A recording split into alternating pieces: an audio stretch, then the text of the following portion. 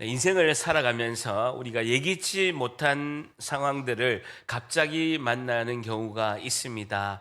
부모님이 돌아가시거나 여러 가지 이유로 가족이 또 부재가 이렇게 되는 상황이 발생하고 생각지 못했던 사건 사고들이 일어날 수가 있고, 갑자기 건강이 이제 아프다는 소식을 병원에서 또 듣기도 하고, 전혀 예상치 못한 일들을 우리가 당하기도 합니다. 이럴 때 우리가 이제 놀라기도 하고 두렵기도 하고 마음이 좀 힘들어서 방향을 잃고 삶이 어디로 가야 될지 우왕좌왕하는 경우가 상당히 많이 있습니다. 마음에는 불안도 있고 두려움도 몰려오는 경우가 상당히 있죠.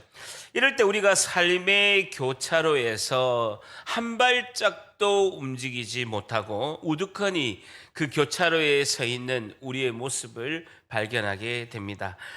여러분, 요즘에 현대를 상실의 시대라고 이렇게 이야기하고 있습니다.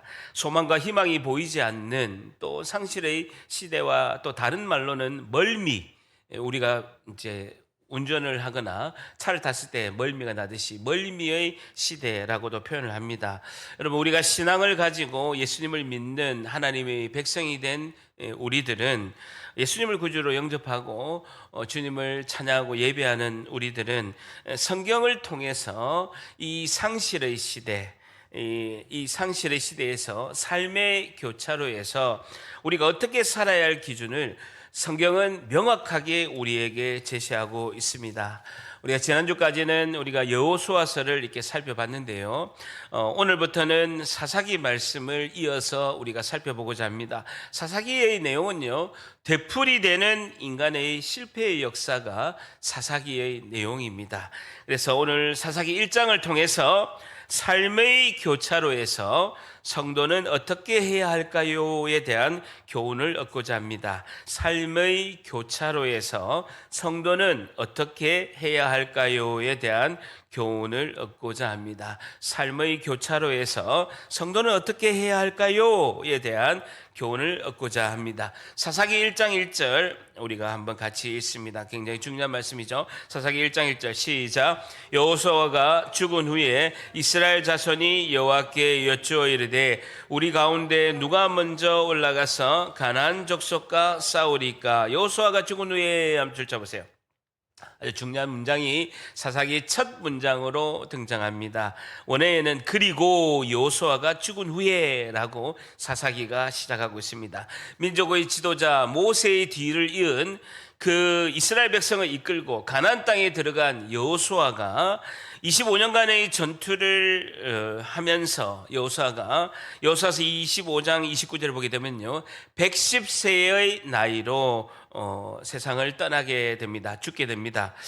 아울러 그 시기에 여호수아서 24장 33절을 보게 되면 아론의 아들 제2대 대제사장 엘르아살도 대제사장도 죽음을 맞이하게 됩니다. 이스라엘 백성들은 난처한 상황이 발생되었습니다. 민족의 위대한 지도자 여호수아와 대제사장 엘르아살이 같은 시기에 죽게 되고 구심점이 사라지게 되죠. 어떻게 될지 잘 모릅니다. 지도력이 진공 상태가 발생하게 된 것입니다. 강력한 리더 여호수아가 떠나게 되고 여호수아는 후계자를 정하지 않고 세상을 죽음을 맞이하게 됩니다. 백성들이 생각하기에는 우리 어떻게 해야 할까? 우리는 지금 어떻게 해야 될까? 여호수아가 후계자도 정하지 않았습니다. 강력한 리더십의 지도자도 없는 상황입니다. 또 우리는 어떻게 살아야 하는가라는 혼란에 빠졌죠. 국가도 그렇고 사회도 그렇고 개인의 삶이 사사시대를 맞이하면서 갈피를 잡지 못하는 그런 상황이 발생하게 됩니다. 자, 그런데요, 여호수아가 죽은 후에 줄쳐보세요. 이스라엘 자손이 여호와께 여쭈어 이르되 한번 줄쳐보세요. 이스라엘 백성들이 하나님께 여쭈어 이르되라고 이렇게 성경은 말씀하고 있습니다. 그런 여호수아 죽음 후에 삶의 교차로에서 방향을 잃은 이스라엘 백성이 가장 먼저 한 일이 하나님께 질문을 합니다. 하나님께 질문하죠. 이스라엘 자손이 여호와께 여쭈어 이르되 하나님의 인도하심을 구한 것이죠. 하나님께 기도함으로 하나님 가르쳐 주세요. 하나님의 인도하심을 구한 것입니다. 그들이 그들 마음대로 결정해서 마음대로 행동한 것이 아니라 기도하면서 하나님의 뜻을 묻게 된다라는 것이죠. 자, 오늘 첫 번째 삶의 교차로에서 성도는 어떻게 해야 할까요? 첫 번째, 하나님의 인도하심을 기도해야 합니다라는 것이죠. 하나님의 인도하심을 기도해야 합니다라는 것입니다. 하나님의 인도하심을 기도해야 됩니다. 가장 먼저 한 것이 하나님 어떻게 해야 할까요? 라고 하나님께 물어보는 것입니다. 여러분, 성경에서 하나님께서 내 마음에 딱 합한 사람이라고 인정한 인물이 있습니다. 누굽니까? 하나님께서는요, 내 벗이다, 내 친구다라고 한 인물은 아브라함입니다. 왜냐하면 하나님께서 하나밖에 없는 아들, 독생자를 인류의 구원을 위해서 십자가에 생명을 내주신 분입니다. 아브라함도 역시 하나밖에 없는 백세에 낳은 이삭을 하나님께서 번제로 바쳐라 할 때 하나님께 드린 자입니다. 그래서 하나님께서는 내 친구다, 성경의 수많은 인물 중에서 내 친구다라고 인정한 사람이요, 아브라함입니다. 그리고 하나님께서 내 마음에 딱 합한 사람, 내 마음에 쏙 들어, 내 마음에 너무너무 쏙 들어 라고 인정한 인물이 있습니다. 누굽니까? 다윗이죠. 내 마음에 합한 사람, 다윗입니다. 다윗이 왜 하나님께서 내 마음에 쏙 든다, 내 마음에 합한 사람이라고 이렇게 하는 이유는요, 사무엘상에 보게 되면요, 다윗이 여호와께 묻자와 이르되, 다윗은 뭔가를 할 때마다 하나님께 묻자와 이르되라고 이렇게 표현하고 있습니다. 항상 하나님께 물었습니다. 하나님께 여쭙고 모든 일을 결정했습니다. 이것이 여러분 대단히 중요한 신앙의 비밀입니다. 여러분, 대단히 중요한 신앙의 비밀입니다. 어떤 일을 결정할 때 내 생각의 결정대로 행하지 않고 하나님께 반드시 여쭈어서 하나님의 뜻을 물어보고 하나님의 인도하심을 간구하고 시작하는 것이 신앙에 있어서 매우 중요합니다. 너무너무 중요한 것이죠. 그래서 하나님이 다윗이 내 마음에 합한 사람이라고 이렇게 하는 것을 볼 수가 있습니다. 여러분, 자세히 한번 생각해 보세요. 자세히 생각해 보면요, 우리가 기도를 안 하는 것이 아니라 기도를 못 하는 것입니다. 잘 보세요. 우리가 기도를 안 하는 것이 아니라 기도를 못 하는 경우가 상당히 많이 있습니다. 여러분, 제가 IMF 때 1997년 8년도에 울산의 방어진에, 동구청 앞에 방어진에서 아파트를 제가 이제 신축 공사를 하는 현장에 있었습니다. 그때 제가 대리였는데, 대리 막 되기 전이었죠. 근데 막 공사를 하다가 굉장히 제가 이렇게 뛰어갈 일이 있어, 급한 일이 있어 뛰어가다가 계단에서 미끄러져 가지고 푹 날아가지고 딱 떨어졌는데 오른팔을 딱 짚고 탁 떨어진 거예요. 그래서 오른팔이 뚝 부러졌어요.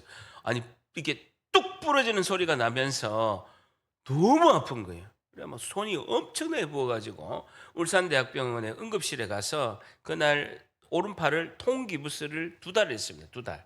2달 동안 통기부스를 해가지고 너무 불편했는데 기부스를 2달을 하니까 뼈가 이렇게 붙어, 30대니까 뼈가 이렇게 탁 붙어가지고 2달 지나니까 이제 이렇게 2달 동안 이렇게 팔을 이렇게 기부스해가지고 가만히 있었죠. 그래서 왼손으로 이렇게 씻고 겨우 2달 동안 이렇게 버텼는데 이제 2달에 이제 엑스레이를 찍어보니까 뼈가 딱 잘 붙었더라고요. 그래서 기부스를 이렇게 풀었습니다. 풀어가지고 이제 했는데, 여러분, 기부스를 풀면 뼈가 붙어고 이래 팔을 잘 움직일 것 같죠. 2달 동안 전혀 팔을 안 움직이니까 팔을 움직일 수가 없는 거예요. 팔에 근육을 쓸 수가 없는 거예요. 팔이 전혀 움직이지 않는 거예요.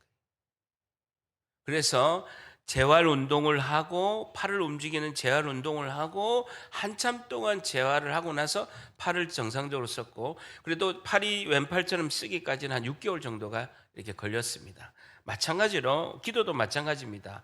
여러분, 사용하지 않는 팔 근육처럼 기도도 우리가 하지 않다가 기도를 하려고 하면요, 기도가 잘 안 되죠. 기도 잘 안 된다고요. 그래서 말씀을 생각하고 말씀을 읽고 또 기도하고 또 찬양하면서 기도하고 또 이제 조금씩 기도 시간을 늘려가는 훈련을 해야 된다. 재활 훈련을 해야 된다고요. 그렇지 않으면 기도가 막 유창하게 되지가 않습니다.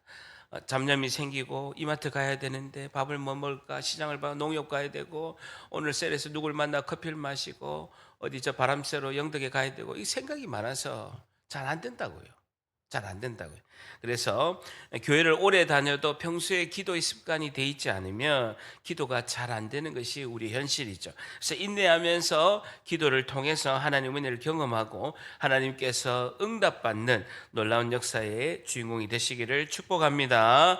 우리 주보에 보게 되면요, 오늘 보세요. 오늘 주보에 보게 되면, 맨 앞에 그림에 보게 되면 잠언 이제 3장 5절에서 6절 말씀을 제가 이제 그림으로 해놨죠.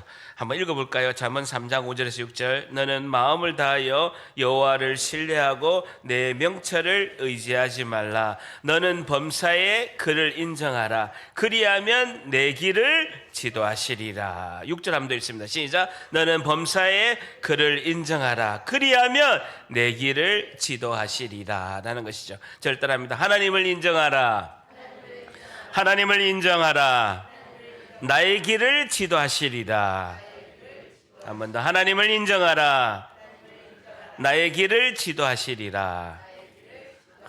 이번 한 주는 이 말씀을 제가 붙든 거예요. 잠언 3장 이제 6절 말씀. 하나님을 인정하라. 나의 길을 지도하시라. 여러분, 내 힘으로 안 되는 게 너무 많아요. 너무 많다고요. 여러분, 우리가 대단한 것 같은데요, 할 수 있는 게 극히 지극히 작습니다. 그럴 때 하나님을 인정하라. 하나님이 나의 길을 지도하시리라. 이 은혜가 임하실 줄 믿습니다. 계속 묵상하십시오. 하나님을 인정하라. 하나님이 나의 길을 지도하시리라. 한 번 더. 하나님을 인정하라. 하나님이 나의 길을 지도하시리라. 이걸 다 붙드는 거예요. 기도하는 거. 하나님을 인정하라. 하나님을 인정하겠습니다. 하나님, 저는 도저히 할 수 있는 능력이 없습니다. 하나님이 하실 줄 믿습니다. 하나님이 하심을 내가 인정합니다. 하나님, 저에게 길을 지도해 주세요. 삶의 교차로에서 어디로 갈지 모르겠습니다. 길을 지도해 주세요 라고 이렇게 기도하는 것입니다. 자, 1장 1절 하반절에 보면요, 우리 가운데 누가 먼저 올라가서 가나안 족속과 싸우리까 라고 하나님께 기도하면서 여쭈었죠. 그럴 때 하나님께서 1장 2절 응답하십니다. 같이 읽습니다. 시작. 여호와께서 이르시되 유다가 올라갈지니라. 보라, 내가 이 땅을 그의 손에 넘겨주었노라 하시니라 라는 것이죠.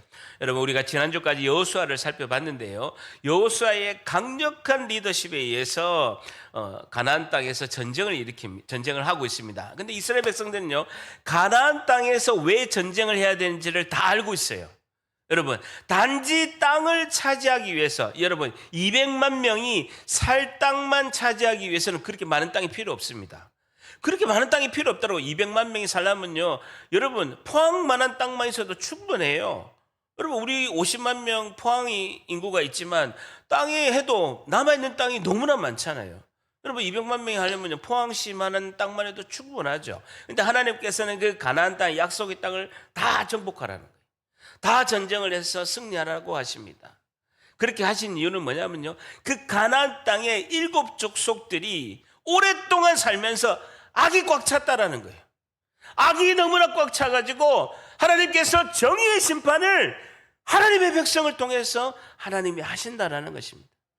그리고 너희들이 거기 가서 정복하지 못하면 그들과 함께 되어서, 동화되어서 그들과 함께 타락하고 우상을 섬기게 된다. 그러니까 그 악의 세력들을 다 몰아내라라고 그들이, 이스라엘 백성들이 다 알고 있어요. 그러면서 전쟁을 여호수아가 있을 동안 25년 하고 마지막 마무리 전쟁을 지금 하려고 하는 것입니다. 그런 상황이 있는 것이죠. 자, 그런데요, 그 결과 이스라엘 백성들이 일단은 많은 땅을 차지하면서 12지파에게 여호수아가 살아있을 때 분배를 했습니다. 12지파에게 땅을 다 분배를 했어요. 일단은 자신들이 살고 지파별로 다 살고 충분히 살 땅들이 가득가득 있는 것이죠. 근데 지금 마지막으로 정복하지 못한 땅들이 있는데, 그는 이제 힘든 전쟁을 할 이제 땅들이 남아 있는 것이죠. 그럼에도 불구하고 현실에 안주하지 않고 전쟁을 하려고 이스라엘 백성들이 하나님께 물어보는 것입니다. 여러분, 이런 마음이 들 수가 있습니다. 이스라엘 백성이 아이고 땅도 많고 이제 우리 집밖들이 다 12집밖들이 땅을 유산으로 다 받았으니까 뭐 전쟁을 하고 사람 죽고 이렇게 피곤하게 해. 그냥 우리끼리 그냥 잘 살자라고 현실에 안주하려는 마음이 생길 수가 있죠. 여러분, 다 생길 수가 있습니다. 그냥 현상 유지로 우리 그냥 살면 되잖아. 땅도 있으니까 라는 생각이 들 수 있습니다. 여러분, 삶에 있어서, 신앙에 있어서 가장 무서운 적은요, 이 정도면 됐어 라는 것이 가장 무서운 적입니다.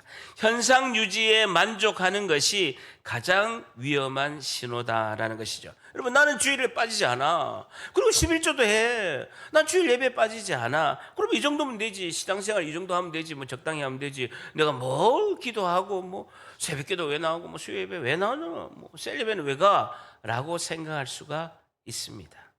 근데 이때가 위기다라는 것이죠. 여러분, 나를 제외하고 모든 것은 지금 진행 중이고 전진하고 있습니다. 근데 내가 신앙생활이 이 정도면 됐어 하고 전진하지 않는다면 후퇴하는 것과 똑같다라는 것이죠. 따라서 성도는요, 늘 새롭게 도전하고 오늘도 내일도 전진해야 될 줄 믿습니다. 유다 지파가 이야기하잖아요. 하나님께서 유다 지파가 가라. 남은 전쟁 너희들이 안주하지 말고 땅을 많이 가지고 있더라도 남은 전쟁을 해야 된다. 유다 지파가 가라. 최고로 힘이 세고 앞으로 장자 집안이 되고 다윗이 나오고 그 유다 지파를 통해서 예수 그리스도가 나오는 그 유다 지파가 앞장서서 올라가라 라고 하나님이 말씀하고 있는 것입니다. 현실에 안주하지 말고 새롭게 도전하고 전진해야 된다라고 말씀하는 것이죠. 두 번째, 삶의 교차로에서 성도는 어떻게 해야 할까요? 두 번째, 새롭게 도전하며 전진해야 합니다라는 것이죠. 새롭게 도전하며 전진해야 합니다라는 것이죠. 삶의 교차로에서 성도는 어떻게 해야 할까요? 새롭게 도전하며 전진해야 합니다라는 것입니다. 새롭게 도전하며 전진해야 합니다. 여러분, 인간은 꿈을 포기할 때, 도전을 포기할 때 모든 것을 포기했다라고 할 수가 있습니다. 내가 하고 있는 지금 신앙이나 일이나 학업이나 현실에 안주하려고 하는 그런 유혹이 올 때가 새로운 도전을 시작해야 된다는 것이죠. 목표를 다시 확인하고 계획을 짜고 도전을 해야 되는 것이 중요하다라는 것입니다. 여러분, 새로운 도전을 하나님께서 명령했을 때 유다 지파가 승리하게 됩니다. 1장 4절 같이 읽습니다. 시작. 유다가 올라가매 여호와께서 가나안 족속과 브리스 족속을 그들의 손에 넘겨주시니 그들이 베색에서 10,000명을 죽이고, 유다 지파가 베색, 동그랗죠, 베색이라는 지역에서 전투를 해서 10,000명을 죽이는 대승을 거두게 됩니다. 여러분, 이렇게 유다 지파처럼 계속 승리하면 얼마나 좋겠습니까? 그런데요, 뒤에 보면 결과가 그렇지가 않습니다. 여러분, 사사기는요, 이스라엘의 역사 속에서 가장 어두운 시절이 사사시대입니다. 325년 동안 가장 어두웠던 시대가 이 사사기 시절입니다. 여러분, 성경에 적어주세요. 325년 암흑의 역사라고 성경에 기록하십시오. 사사기 옆에 제목에다가 325년 암흑의 역사라고 기록하십시오. 이스라엘 백성의 역사 속에서 가장 후퇴한 시대가 325년 사사시대입니다. 가장 암흑의 시대가 사사시대가 325년입니다. 여러분, 그 원인 중에 첫 번째는요, 민족의 지도자들이 세상을 다 떠났습니다. 여호수아도 그렇고 제사장도 그렇고 민족의 지도자들이 세상을 다 떠나면서 325년의 암흑의 시대가 시작됩니다. 두 번째는요, 여호수아가 후계자를 세우지 않았어요. 여호수아가 후계자를 세우지 않았습니다. 여러분, 모세는 여호수아를 세웠죠. 여호수아는요, 사사시대가 열리면서 여호수아가 후계자를 세우지 않았어요. 왜 안 세웠을까요? 제가 담임 목사 해보니까요, 안 세울 것 같아요. 자기 해보니까 보통 일이 아니거든. 여호수아가 보통 일이 아니야. 누굴 세운다는 것이 보통 일이 아니에요. 그러니까 자기 뭐하여튼 추측입니다. 웃자고 하는 이야기입니다. 해보니까 보통 일이 아니거든. 뭐 그랬는지 모르겠지만 하여튼 뭐 위대한 지도자, 강력한 리더십을 가진 지도자가 있지 않으니까 우왕좌왕하는 거예요. 자, 세 번째는요, 각 지파별로 땅을 분배해 버렸어요. 힘이 분산된 거예요. 각 지파별로 땅이 다 분산되니까 12지파 지방자치제가 됐어요. 그러니까 전쟁을 함께 해야 되는데 따로따로 전쟁하는 거예요. 유다 지파, 베냐민 지파 뭐 다 따로따로 하는 거예요. 에브라임 지파 다 따로따로 전쟁하니까 예전에는 여호수아 있을 때는 함께 했거든요. 힘이 강력했죠. 근데 12지파 지방자치제가 되면서 힘이 다 분산된 거예요. 따로따로 전쟁을 하니까 힘이 분산돼서 전쟁을 이기지 못하는 거예요. 그래서 가나안 땅에서 그들이 전쟁하면서 전쟁을 이기지 못하고 그들과 함께 살고 동화되고 우상을 섬기고 타락하게 되는 거예요. 이게 325년 역사예요. 자, 보세요. 1장 19절 1번 동그라미 쳐보세요. 1장 19절 여호와께서 유다와 함께 계셨으므로 그가 산지 주민을 쫓아내었으나 줄 쳐보세요. 골짜기의 주민들은 철병거가 있으므로 줄 쳐보세요. 그들을 쫓아내지 못하였으며 1번 그들을 쫓아내지 못하였으며 21절 내려보세요. 베냐민 지파 동그라미 치시고 예루살렘에 거주하는 여부수 족속을 쫓아내지 못하 주죠. 여부수 족속을 쫓아내지 못하였으므로 여부수 족속이 베냐민 지파가 함께 오늘까지 예루살렘에 거주하니라. 거기다가 적어 주십시오. 365년이 지나서 다윗이 쫓아냈어요. 쫓아내지 못하고 365년이 지나서 베냐민 지파가 쫓아내지 못한 걸 다윗이 그때로부터 365년이 지나서 다윗이 쫓아냈어요. 2번, 자 27절 3번 므낫세가 베스안과 그가 딸린 마을의 주민들과 다아낙과 그의 딸린 마을의 주민들과 돌과 그의 딸린 마을의 주민들과 아블르암과 그의 딸린 마을의 주민들과 무기또와 조차보세요. 그의 딸린 마을의 주민들을 쫓아내지 못하매 가나안 족속이 결심하고 그 땅에 거주하였더니 3번, 자 29절 에브라임이 게셀에 거주하는 가나안 족속을 쫓아보세요. 쫓아내지 못함에 4번. 자, 30절. 스불론은 기브론 주민과 나할로 주민을 쫓아내지 못하였으므로 5번.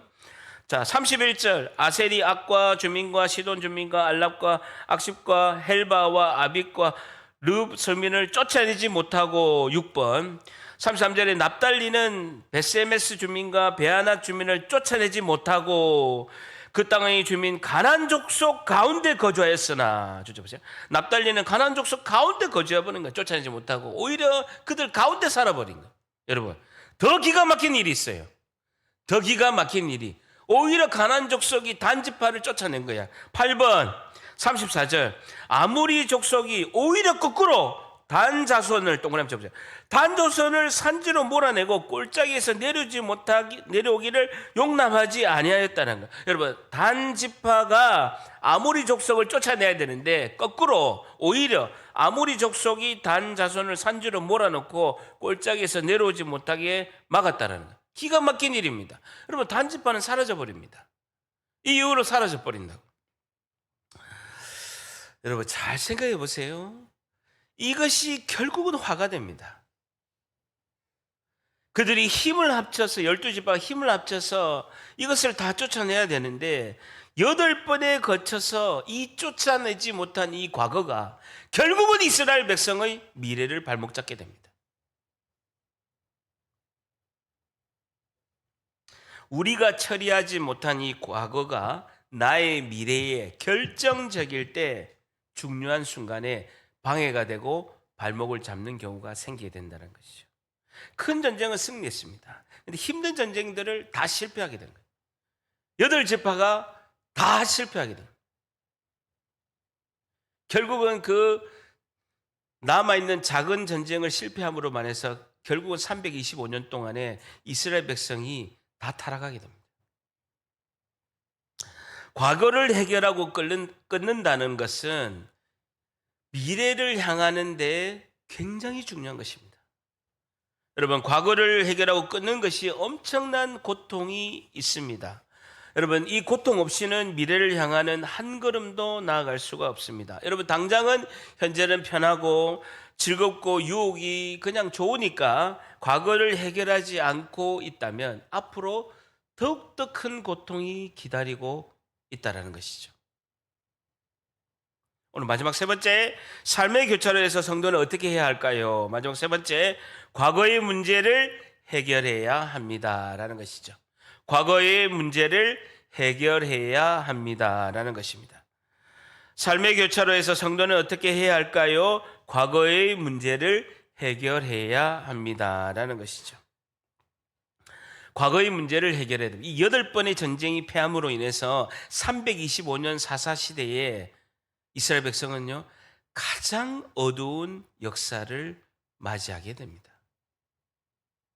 사랑하는 성도 여러분, 아직 나에게 있어서 쫓아내지 못하고 여전히 안고 있는 것은 무엇입니까? 우리의 인생에 있어서 해결하지 않고 계속 미루기만 하고 있는 문제는 무엇입니까? 그것이 내가 과도하게 집착하는 것, 그것이 중독일 수도 있고요, 복잡하게 얽힌 인간관계일 수도 있습니다. 그리고 미움, 증오, 과도한 고민, 물질 등 굉장히 많은 것이 미래에 가는 길을 붙잡고 있다라는 것이죠. 여러분, 지금이라도 늦지 않습니다. 지금이라도 현명한 결단을 하시기를 축복드립니다. 절단합니다. 지금 결단하고 쫓아냅시다. 한번 지금 결단하고 쫓아냅시다. 한 번 더 해결하고 자유를 얻읍시다. 한 번 더 해결하고 자유를 얻읍시다. 사사기 1장 2절, 사사기 1장 2절 한 번 더 크게 읽습니다. 시작. 여호와께서 이르시되 유다가 올라갈지니라. 보라, 내가 이 땅을 그들의 손에 넘겨 주었노라 하시니라. 절단하면 다 같이 유다가 올라갈지니라.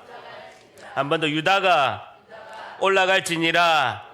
우리 힘으로 할 수 없기에 우리를 구원하시려고 이 땅에 오신 유다 지파의 다윗의 자손으로 오신 예수님께서 도와주시면 모든 것을 이루실 줄 믿습니다. 한 번 더 절단합니다. 예수님은 하실 수 있습니다. 유다 지파의 후손으로 오신 예수님은 하실 수 있습니다. 여러분, 우리 기독교인들은 매일매일 영적 전쟁을 치르고 있습니다. 여러분, 우리가 철로역정 예전에 영화를 봐서 알지만 세상의 가치관과 날마다 우리가 전쟁을 하고 있습니다. 이 영적 전쟁을 치르기 위해서는요, 가장 우리에게 중요한 무기는요, 순종과 거룩입니다. 순종과 거룩으로 우리가 승리하는 것입니다. 여러분, 막 큰 소리로 기도한다고 이기는 것이 아니에요. 순종과 거룩이 우리에게 무기인 줄 믿습니다. 믿는 하나님의 백성은 그 순종과 거룩을 가지고 하나님의 그 능력이 임하면 세상과 가치관과 싸워서 이길 줄 믿습니다. 하나님의 말씀을 듣고 우리가 회개하고 하나님 주신 은혜로 영적 전쟁을 하면 하나님께 영광 드리는 놀라운 주인공이 될 줄 믿습니다. 여러분, 사사기 할 때 우리 사사기, 우리 이렇게 성경에 보게 되면 사사기라고 있잖아요. 사사 동그라미 쳐보세요. 여러분, 잘 안 쓰는 단어입니다. 여러분, 사사가 무슨 이야기인지 잘 안 쓰잖아요. 사사라는 단어는요, 한자를 보니까 선비사자의 스승사자입니다. 선비사자, 스승사자입니다. 그래서 사사는 선비, 스승이라는 뜻이죠. 히브리어로 쇼펙팀이라는 단어인데요. 쇼펙팀이라는 단어는요, 판결을 하다, 판결을 선고하다, 재판관이 판결을 선고하다, 이것이 사사, 쇼펙팀이라는 뜻이죠. 판결을 선고하다라는 것이죠. 영어로 judges라는 뜻인데요, 재판관을 의미하는 것만 아니라 뛰어넘어서 사사라는 뜻은요, 군사, 정치, 사법의 지도자를 말하고 있습니다. 다시 말해서 사사의 역할은요, 왕의 역할도 하고 제사장 역할도 하고 그다음에 전쟁을 지휘하는 지휘관의 역할을 하는 것이 사사죠. 여러분, 사사시대에는 왕이 없었습니다. 왕이 없고 재판관 역할을 하고 전쟁을 수행하고 그다음에 지도자로서 그런 역할을 하는, 제사장 역할을 하는, 전쟁을 지휘하는 역할을 하는, 때로는 왕과 같은 역할을 하는, 판결을 하는 것이 사사의 역할입니다. 사사시대에는 왕이 없었어요. 나중에 325년이 지나서 사무엘에 의해서 사울 왕이 첫 번째 왕입니다. 근데 325년 동안 왕이 없었죠. 왕은 누굽니까? 하나님이 왕이시죠. 하나님이 왕이시고 사사들은 무슨 일이 이렇게 갈등의 일들이 일어나면 재판관 역할을 하고, 전쟁할 일이 있으면 외부의 적들과 전쟁을 할 때 그런 지휘관 역할을 하는 것이 사사죠. 하나님이 세우신 거예요. 아주 이상적인 제도입니다. 여러분, 하나님은 왕이시고 그 하나님 왕께 전부 다 순종하고, 세상을 살다 보면 갈등들이 일어나는 것을 재판하고, 외부의 적이 쳐들어오면 그 적들을 무찌르는 군사 지휘관 역할을 하는 것이 사사죠. 굉장히 이상적인 정치 제도고 이상적인 제도라고 할 수가 있습니다. 그런데요, 그렇게 되지가 않은 거예요. 왜냐? 사람들이 사사 말을 안 들어요. 하나님 말도 안 듣고 사사 말도 안 듣고. 제도는, 정치 제도는 이상적인데 사람들이 순종하지 않는 거예요. 여러분, 제가 박사과정을 할 때 신대원 3년을 마치고 매주 이제 4년 동안 서울에 올라가서 수업을 듣습니다. 그러니까 저녁에 기차를 맞춰서 이렇게 내려오려면요, 저녁 먹을 시간이 없는 거예요. 그래서 배가 고프잖아요. 점심, 아침에 새벽기도 마치고 새벽에 차를 타고 월요일 날 올라가서 아침 9시부터 저녁 6시까지 하루 종일 수업 듣고, 이제 8시 40분 기차를 타기 위해서 또 늦어서 교수님하고 또 이야기하다 보면 부랴부랴 또 시간 맞춰가지고 8시 40분 기차를 타고 이제 포항으로 내려오죠. 4년을 했죠. 여러분, 배가 고프잖아요. 여러분, 제가 배고프면 잘 참을까요? 안 참을까요? 저는요, 배고프면 못 참습니다. 제가 제일 힘든 게 금식 기도입니다. 그래서 제가 하나님한테 이야기해서, 하나님, 저는 잘 먹고 하루에 10시간, 7시간도 기도할 테니까 잘 먹게 해주세요. 그래서 어쨌든 배가 고프니까 밥 먹을 시간이 없는데, 서울역에 딱 가면 중앙에 롯데리아가 있어요. 유혹을 벗어날 수가 없습니다. 가운데 딱 가면요, 사진들이 있습니다. 빅맥 큰 햄버거들이 있어요. 그거를 주문을 합니다. 주문해가 딱 보면요, 사진은 이만큼 큰데 주문하면 요만해. 그래가지고 이제 카운터에 따지는 거죠. 아니, 사진은 이만한데 햄버거 왜 이렇게 작아요? 라고 하는데, 이 햄버거 맞아요? 맞다라는 거예요. 이상과, 우리가 보는 모든 이상과 제도는 좋아 보이는데 현실은 그렇지가 않다는. 자, 보세요. 2장 16절. 2장 16절 보세요. 2장 16절. 여호와께서, 줄자 보세요. 사사들을 세우사. 2장 16절. 사사들을 하나님께 세우신 거예요. 하나님이 왕이시고 각종 여러 가지 갈등들이 일어나는데 재판을 해라 라고 해서 사사들을 세우사 노략자들 손에서 그들을 구원하시겠죠. 외부의 적들이 오면 군사를 이끌 지휘자가 지도자가 필요하잖아요. 그래서 사사들을 세우신 거예요.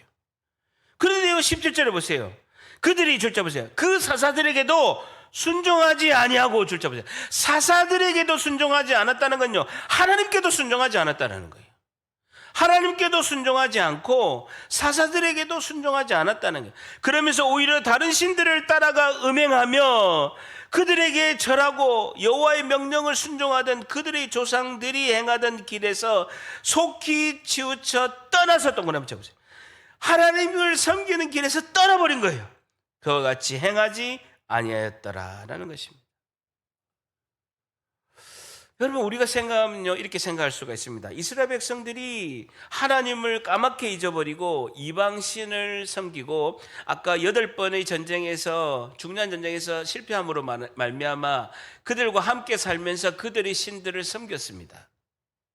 우리가 이렇게 생각할 수 있죠. 하나님을 까맣게 잊어버리고 이스라엘 백성들이 그 가나안 땅에 섬기는 우상만 섬겼을 것이다 라고 생각할 수가 있습니다. 아니에요. 하나님을 잊어버릴 수가 없습니다.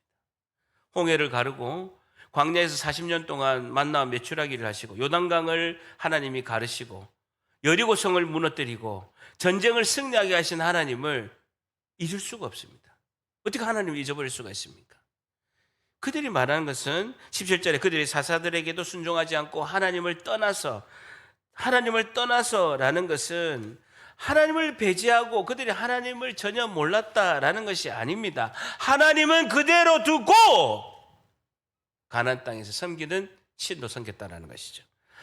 이스라엘 백성들은 유목민입니다. 그들은 양과 가축을 키우는 사람들입니다. 농사를 지어본 적이 없어요. 430년 동안 그들이 애굽에 종살이 할 때 그들이 항상 아침부터 나가서 한 거는요, 피라미드 돌 쌓고, 그리고 그 파라오의 자기 무덤을 만든 일에 하루 종일 일하고 왔습니다. 벽돌을 굽고 그것을 일을 했기 때문에 농사를 지어본 적이 없어요. 고센 땅에 살았는데요. 그들이 그 비옥한 땅에서 원래 농사가 되어 있던 땅이기 때문에 그들이 이제 양만 키울 줄 알고 농사를 지어본 적이 없어요. 출애굽하고 나서 40년 동안 광야에서 만나 메추라기를 먹었고 광야의 사막에서 농사를 지어본 적이 없습니다. 그래서 가나안 땅에 와보니까 엄청 풍성하게 농사가 잘 되는 거예요. 너무 신기한 거야. 어떻게 농사가 이렇게 잘 돼요? 라고. 아니 김씨, 박씨, 어떻게 농사가 잘 돼요? 라고 물어본 거죠. 자기들이 이야기하고 있죠. 우리는 섬기는 신이 있다. 아세라 신과 아스타로 신을 섬기면 그들이 풍요 신인 그 다산의 신들이 자손도 잘 되게 하고 이렇게 농사도 풍성하게 된다 라고 이야기한 것이죠. 아 그래요? 아스타로 신도 섬기고 아세라 신도 섬기고 바알 신도 섬기면 이렇게 농사가 잘 되는 거예요. 원래 우리가 그렇게 살았어요. 이보세요 얼마나 풍성합니까? 라고 한 것이죠. 그러니까 하나님도 섬기고 바알신과 아스타롯, 아세라신도 다 섬긴 거예요. 그래서 하나님이 그것을 보고 뭐랍니까? 나를 버렸다라고 하고 있습니다. 나에게서 떠났다라고 하나님은 말씀하고 있는 것입니다. 예를 들어서 절에 가다가 불상을 보고 막 비나이다 초팔되면 가서 하고 우리 어머니처럼 대웅전에 맨 앞에 500만 원짜리 등 달고 막 몇천만 원씩 헌금하고 막 이렇게 한 거예요. 그러다가 막 포항시안교회 가보자. 그 가면 뚱뚱한 목사님이 설교도 잘하고 억수 친절하고 샤샤샤샤 한다. 한번 가보자 해가지고 온 거예요. 전도에서 온 거예요. 은혜를 받았어. 그런데 신앙생활은 절에 다닌 것과 똑같은 거예요. 부처님이 예수님 이름만 바뀐 거고 하나님 이름만 바뀐 거고 똑같아요. 이스라엘 백성이 지금 그렇게 하고 있는 거예요. 그 325년 동안 사사시대에 다 타락한 것입니다. 하나님은 오직 나만 바라봐라. 너희들이 의지하고 바라볼 분은 하나님밖에 없다라고 말씀하고 있습니다. 우리의 삶을 이끄시고 인도하시고 우리 인생을 책임지실 분은 하나님 한 분이신 줄 믿습니다. 하나님 한 분만 의지해야 되는 거예요. 여러분, 세상의 유혹에, 세상이 잘 된다고 하는 것에 우리가 쉽게 유혹에 빠질 수가 있습니다. 그걸 어떻게 우리가 잘 유혹에 넘어가는 게 우리의 현실입니다. 그럼에도 불구하고 우리는 똑바로 하나님만을 바라봐야 되는 것입니다. 누가 뭐래도 하나님만을 바라보고 하나님을 섬길 때 하나님이 가장 기뻐하시는 하나님의 놀라우신 주인공이 될 줄 믿습니다. 사랑하는 성도 여러분, 우리 인생의 삶의 교차로에서 나는 어디까지 지금 가고 계십니까? 아직도 내 삶이 방향을 찾지 못하고 있다면 하나님께 기도하며 하나님의 뜻을 물어보시기를 바랍니다. 우리가 기도하며 하나님께서 새롭게 도전하고 전진해야 될 길을 열어주실 줄 믿습니다. 아직도 해결하지 못한 문제가 있다면 하나님의 도우심을 구하고 이 시간 결단하는 시간 되시기를 바랍니다. 이 은혜가 한 주도 우리 모두에게 임하시기를 예수님의 이름으로 간절히 축복합니다.